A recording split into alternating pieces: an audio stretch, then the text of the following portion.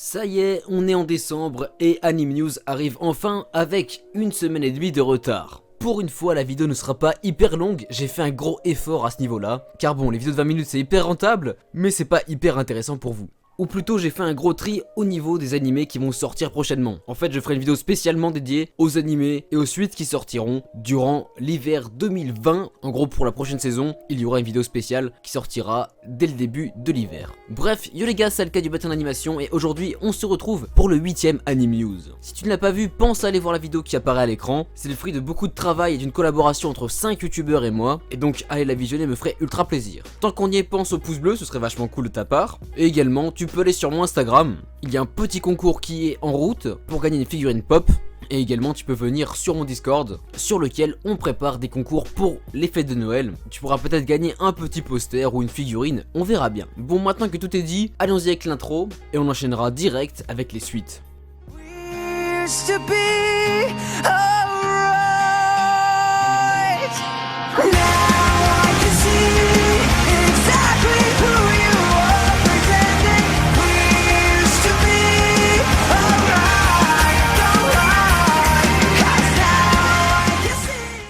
Alors avant tout, sachez que c'est des news qui datent du 2 novembre au 10 décembre. Et donc si une news est manquante, c'est que c'est une sortie de l'hiver, ou alors c'est qu'elle est sortie avant ou après cet intervalle de temps que je viens d'évoquer. Et je voulais encore une fois remercier Adala News avec qui on est partenaire officiel. Grâce à eux, c'est hyper pratique de récupérer les informations d'Anime News. Et donc si tu veux avoir les news en direct, va sur leur site. Bref, ne perdons pas de temps, allons-y maintenant.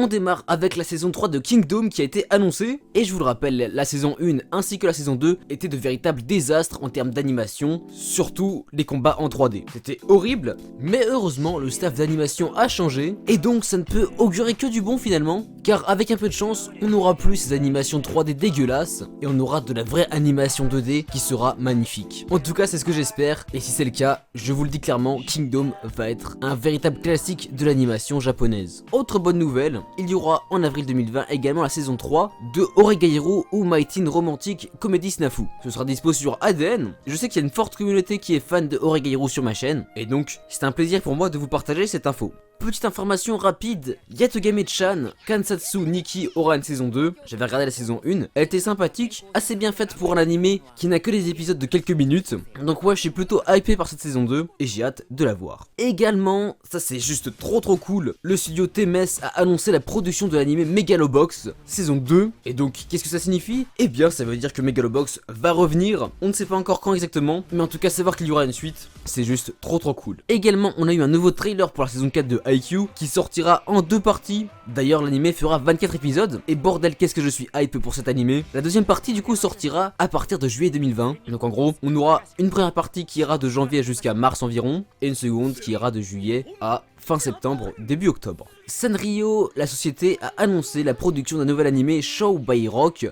Mashu Meiresh. Ça commencera le 9 janvier 2019. Et je sais que c'est assez connu comme série, mais moi je ne m'y suis jamais intéressé et je ne sais pas vraiment de quoi ça parle. Pour plus d'infos, je vous invite à aller directement sur Adala News, le site de nos partenaires. Onzuki Gekukujo, un animé qui est sorti en octobre, aura déjà droit à une saison 2 en avril 2020. Enfin plus qu'une saison 2, ce sera une deuxième partie. Et donc voilà, c'est assez intéressant. J'ai plutôt bien aimé cet animé, il est cool, détendant, assez chill, et donc savoir qu'il aura une suite assez bientôt, c'est que positif évidemment. Ensuite, Netflix a annoncé qu'il y aura la partie 2 de l'animé Les Chevaliers du Zodiac, version remasterisée évidemment. Est-ce une bonne ou une mauvaise nouvelle? Je ne sais pas. N'ayant jamais regardé Senseiya, je peux difficilement vous donner un avis dessus. Et avant la plus grosse news de la vidéo, Tsugumomo aura une saison 2. J'en avais vite fait parler dans le dernier épisode de Anime News, mais là ça se précise un peu plus, c'est pour avril 2020, il y a eu un petit trailer, et donc la news ultime de la vidéo, c'est la date officielle de la sortie de Re:Zero saison 2, et bordel qu'est-ce que ça fait plaisir. La news est sortie il y a quelques heures au moment où j'enregistre la vidéo, donc si elle était sortie un peu plus tard, ce serait foutu pour cette vidéo. Du coup qu'est-ce qu'on a comme info? Eh bien ce sera disponible sur Crunchyroll évidemment, il y aura 25 épisodes à peu près, ce n'est pas encore sûr à 100%, et cette saison 2 sortira en avril 2020. Pour rappel, on avait eu un trailer il y a quelques temps déjà, mais il n'y avait pas eu de date. Et maintenant c'est sûr, c'est pour avril 2020. Et donc c'est beaucoup trop cool. J'ai hyper hâte de revoir Rem sur mon petit écran, ce sera génial. Voilà pour les suites, il y en a eu un bon paquet quand même. On va donc pouvoir passer aux animés qui ont été annoncés.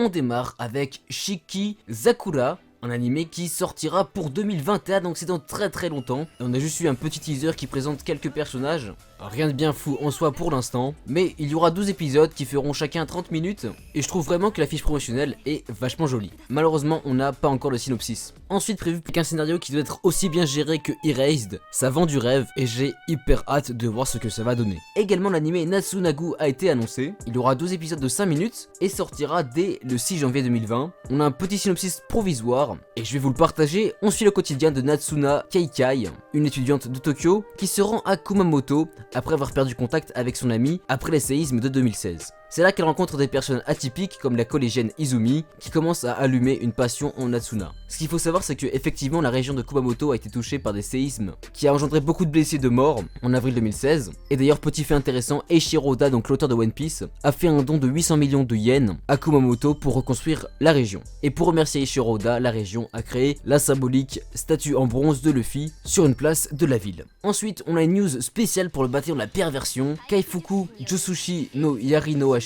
sera adapté en animé. L'animé est prévu pour 2020, c'était pas encore précis, mais du coup il touchera les genres Eichi, action et seinen. Et le trailer du manga est juste incroyable. Pour le synopsis, on suit les aventures de Keiar, un guérisseur qui ne fut jamais considéré à sa juste valeur parmi ses compagnons d'armes et même maltraité par eux. Toutefois, lorsqu'il atteint l'ultime magie de guérison, il a le pouvoir de guérir le monde lui-même de ses problèmes, et du coup ça va le transporter 4 ans en arrière. Il va donc pouvoir se venger de toutes les personnes qui ont profité de sa faiblesse auparavant. Ça a l'air assez intéressant pour un Eichi, on verra bien ce que ça donne. L'animé Arte a eu droit à un teaser vidéo, c'est pour avril 2020, et ça a l'air vachement sympathique, et surtout très fidèle à l'époque qu'il évoque. En Florence, au début du XVIe siècle, dans ce berceau de la Renaissance où l'art s'épanouit, une jeune aristocrate prénommée Art rêve de devenir artiste peintre et aspire à entrer en apprentissage dans un des nombreux ateliers de la ville. Alors qu'il était hyper mal vu qu'une femme ambitionne de vivre de son art et de son travail, Arte devient l'apprenti d'un peintre. Mais évidemment, de nouveaux obstacles attendent la jeune fille. Franchement, le trailer est hyper beau et l'animé est assez hypant, surtout l'architecture qu'on peut y retrouver. Non, franchement, j'ai hyper hâte de voir ce qu'il va donner.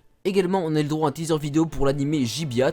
Je pense que ça se prononce pas comme ça, mais c'est pas grave. L'animé est prévu pour juillet 2020 au Japon. En 2030, un virus s'est répandu sur la Terre entière. Une fois infectés, les malades deviennent des monstres et changent de forme selon l'âge, le sexe et la nationalité. Le virus est appelé Gibier. Nous suivons donc le quotidien d'un samouraï et d'un shinobi de l'ère Edo qui ont voyagé à travers le temps pour se retrouver dans ces ruines post-apocalyptiques. Il doit protéger une jeune médecin, Caitlin, qui consacre sa vie à la recherche d'un remède. Mais dans ce monde sans foi ni loi, les personnes atteintes du virus ne sont pas les seuls dangers. Pour l'instant, ça ne vend pas encore du rêve, mais il faudra voir avec le temps. Peut-être que ça peut être vachement intéressant. Également, le studio Shaft a dévoilé un teaser vidéo pour l'animé Assault Lily Bouquet, qui est prévu pour juin 2020. Dans un avenir proche, des créatures énormes apparaissent sur Terre. L'humanité développe une arme décisive appelée Charm, utilisée par des adolescentes appelées Lys. Partout dans le monde, des académies militaires sont créées pour entraîner les Lys à faire face aux Hug. Les Lys vont donc avoir pour rôle de protéger les gens et les guider contre ces énormes créatures. En avril 2020 également est annoncé Kakushigoto, et je trouve les visuels hyper intéressants. On y suivra le quotidien du mangaka Kakushigoto, dont sa série un peu osée est proposée dans un magazine de prépublication hebdomadaire au Japon. Mais Kakushigoto est aussi un papa poule, et il ne veut surtout pas que sa fille chérie apprenne qu'il dessine des mangas un brin vulgaire. Il va donc user de subterfuge pour cacher cette vérité à sa fille Hime. Comme j'ai dit, les visuels sont très beaux, ou du moins ils en ont l'air. En tout cas, j'ai beaucoup d'espoir pour cet animé. Et enfin, on termine la section animé avec Hachinante Sorewa Nai Deshu, prévu également pour avril 2020. Il s'agit là d'un isekai, il en fallait au moins un pour la vidéo. Et du coup, de quoi parle ce isekai? Eh bien, ça raconte l'histoire d'un salaryman qui se retrouve transporté dans un monde fantastique. À son réveil, il découvre qu'il est dans le corps de Wendelin, un enfant qui est le 8e fils d'une famille noble qui s'appauvrit. Capable d'utiliser la magie, il tente d'apporter la prospérité à sa famille en allant à la chasse au trésor. Mais dans sa situation, il n'apporte que de la malchance à ses compagnons d'armes. Ça a pas l'air fou ni dingue, on verra bien ce que ça donne en avril 2020.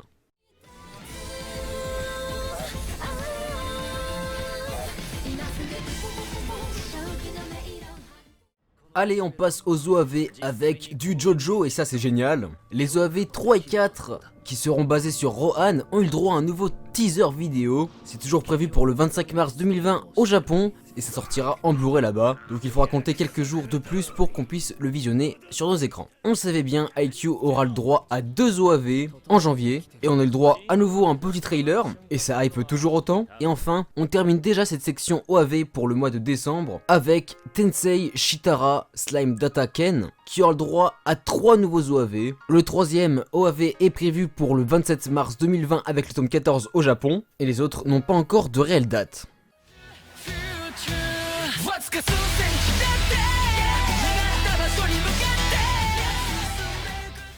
On démarre cette catégorie avec le troisième film Fate Stay Night Evansfields qui a eu à nouveau un trailer assez intéressant. On en parle quasiment tous les mois sur Anime News, il a constamment des nouveaux trailers et donc ce long métrage est toujours prévu au Japon pour le printemps 2020. Sound Euphonium Chikai no Final a enfin le droit à une date pour sa sortie au Japon en Blu-ray. Vous l'avez à l'écran et il s'agit de la suite directe de la saison 2. Ça on le savait depuis longtemps mais le rappeler fait du bien et est clairement génial. Made in Abyss Fukaki Tamachi no Reimei sort le 17 janvier au Japon, c'est la suite directe de la série animée et en plus de ça on a le droit à un nouveau trailer donc tout est parfait, j'ai vraiment hyper hâte de découvrir la suite de ce chef d'œuvre. Violet Evergarden Gaiden est daté dans les cinémas mais pas n'importe lesquels, ce sont les cinémas français. Oui les soldats en France, il sera diffusé dans quelques cinémas à partir du 15 janvier 2020. Pour plus d'infos, je vous invite à aller voir cette anime news là, vous aurez plus d'infos sur le film en lui-même, et sinon je vous partagerai les cinémas exacts où on pourra le retrouver dans le prochain anime news. Détective Conan va avoir un 24e film le 17 avril 2020, je ne me suis jamais vraiment penché sur la série, mais allez sur Adala News si vous voulez en savoir plus. Et enfin, on termine avec du très lourd, Goblin Slayer Goblin's Crown a eu son 3e teaser vidéo. Il est toujours prévu pour le 1er février 2020, et sa sortie me tarde beaucoup. Allez, passons maintenant au manga,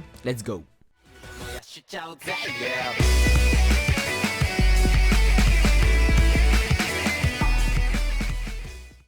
Contrairement à d'habitude, c'est très peu chargé pour cette catégorie, et donc je vais vous partager 3 petites infos assez croustillantes, en rapport avec des mangas, mais qui ne sont pas des sorties directes de décembre. Ça y est, l'auteur de Gotobun a officialisé la fin du manga, et cette fin sortira dans le tome 14. C'est assez étonnant, je pensais pas qu'il s'arrêterait si tôt, mais en vrai faire durer une comédie romantique trop longtemps, c'est assez dommage, donc je pense qu'il a bien fait de l'arrêter maintenant, comme ça personne est lassé, et le manga s'en ira comme il se doit. Également, Act Age a été licencié chez Kiyun, c'est un super manga qui parle d'acteurs de comédie, de cinéma, enfin de tout ce qui touche au film en général. C'est une œuvre magique qui est transcendante et que je vous invite fortement à lire sur Scantrad pour l'instant. Et donc à l'écran, vous avez une date de sortie pour Act Age en France. Et aussi, encore une news qui est tombée récemment, Chainsaw Man a été licencié en France également chez Kazé. Chainsaw Man c'est écrit et dessiné par l'auteur de Fire Punch et rien que ça me motive à donf pour le livre. J'ai hyper hâte de voir ce qu'il donne en 2020. Voilà pour les news importantes qui sont tombées sur les mangas. On va donc pouvoir passer aux sorties de ce mois-ci.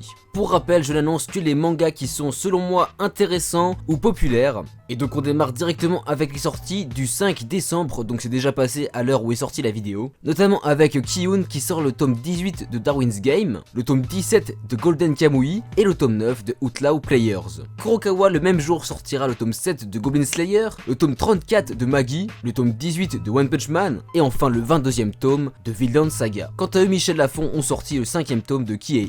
Le 6, Kana sort pas mal de choses, notamment le tome 3 de Bloom Into You, le tome 59 de Gintama, les tomes 1 et 2 de Samurai 8, la légende de Hachimaru, ça c'est le nouveau manga de Masashi Kishimoto, donc celui qui a fait Naruto, et enfin le 6, il y aura aussi le tome 2 de Sexy Cosplay Doll, chez Kana toujours. Et on termine les sorties du 6 décembre avec Ototo qui sortira le tome 4 de Ultramarine Magmel. Ensuite le 11, il y aura juste le tome 29 de Attack on Titan chez Pika, et enfin le 15 décembre, là ça me fait ultra plaisir, Meian va sortir les tomes 31, 32, 33 et 34 de Kingdom. Voilà pour les mangas, passons maintenant à la catégorie suivante.